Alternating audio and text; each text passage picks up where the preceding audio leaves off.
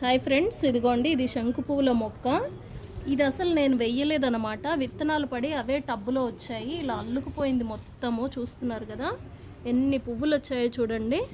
శంకు పువ్వులతో రైస్ కూడా చేసుకుంటారు, హెల్త్కి చాలా మంచిది. టీ కూడా తాగుతారనమాట.